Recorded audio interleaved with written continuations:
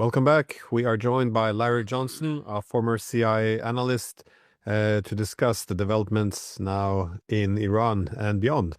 We're getting a lot of pictures coming out of Iran of some very terrible bombing, but we know in Israel they have much more stricter rules there now in Yeah. terms of what they're allowed to report on. I was wondering what do we know about the hits that Israel is taking? Because we see Iran, we see the Gulf states, but we're not seeing any, or not any, but we're not seeing much footage coming out of Israel these days. Yeah, I think the situation in Israel is probably worse than it is in Tehran as a consequence. Now, you've not had as many people killed because Iran, again, is not trying to kill Israelis, but it is trying to destroy their infrastructure. So both economic and military intelligence. Um, but one of the reasons, one of the ways they're doing this is we had these ardent Zionists, Larry Ellison and his son, who bought TikTok. So they control TikTok, and so several of the social media platforms that in the past were used to, where people took videos and posted it, that's very difficult for people in Israel to do today. And so they've tried to cultivate this image that, oh, Israel's not suffering any damage whatsoever. And in fact, I posted last night at sonar21.com a brief video showing the complete ineffectiveness of the Israeli and U.S. air defense systems that are deployed in Israel, and then four ballistic missiles, impacting in Tel Aviv, and across the horizon. So there are reports coming out. I've heard, our mutual friends, Danny Davis and Doug McGregor, the three of us are sort of in conversations behind the scenes, but they're saying that there is significant pushback in Israel. There's growing divisions between the police and the military, and protests. There's shortages of food. The shelters are not adequate, and people are, they're supposed to be within a minute of a shelter in the event of an attack. So this propaganda that's being pushed out by the West that says that that Tehran is suffering and everything's great in Israel, it's just the opposite. So I think what we're seeing is increased desperation on the part of the Israelis. They're trying to expand the war against Iran, and they're doing that through some false flag attacks.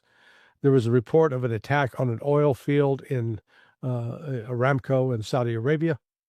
Well, Iran got in touch with the Saudis and said, "Hey, that's not us. We didn't do that."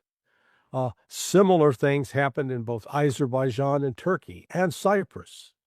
So clearly, the Israelis are trying to do a number of false flags, implicate Iran, particularly do it against a NATO member, so that Article 5 would kick in and hopefully would bring all of NATO to fight Iran. That's what Israel's trying to pull off, and thank God they're failing at it so far.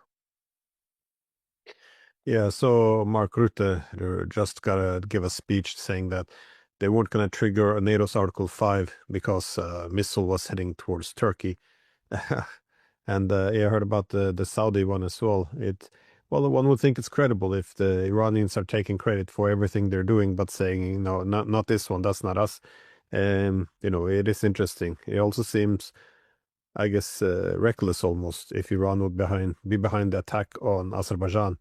And why one missile? Or one drone. I don't know. I'm skeptical, at least. Let's say it like this. But another key issue, though, is as we're a few days into this war now, is how about the weapon shortages? Because there's been a lot of talk whether or not the U.S. actually packed up properly for such a long war, or if it pretty much bet on it being very short.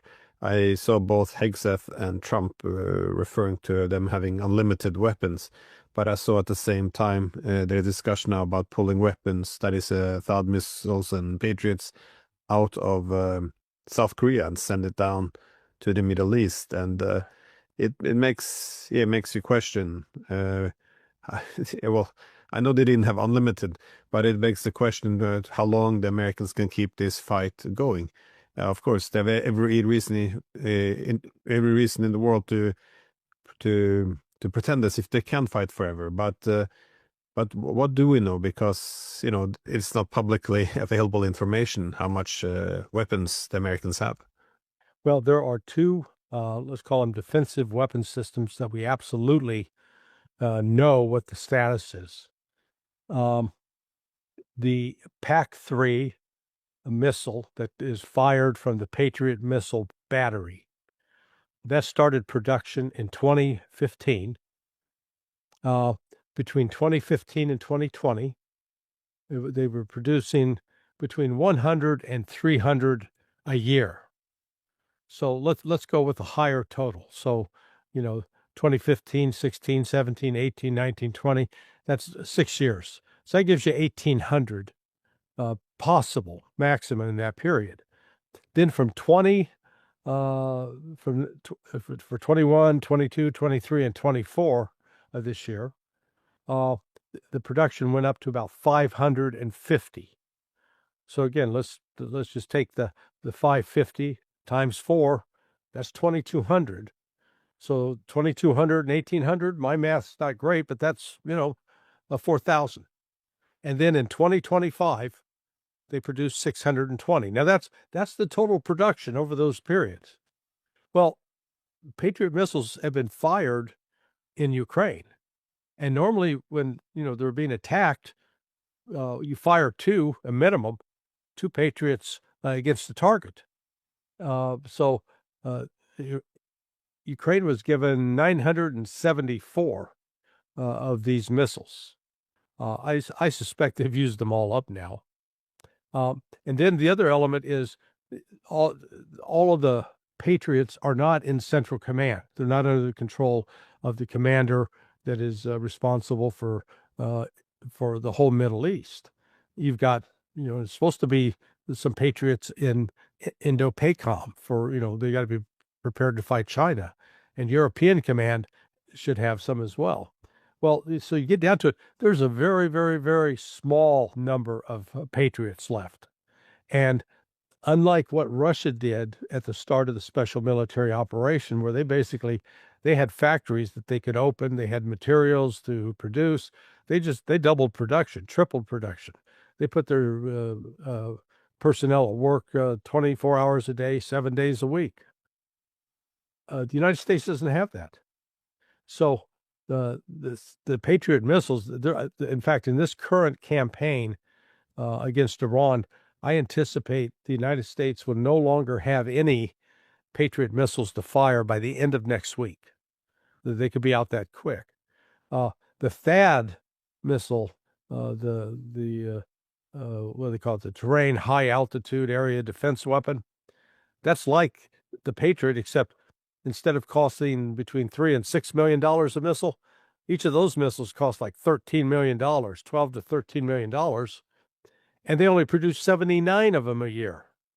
So the United States is not sitting on ample supplies of weapons. And then you get to the issue of things like the Tomahawk.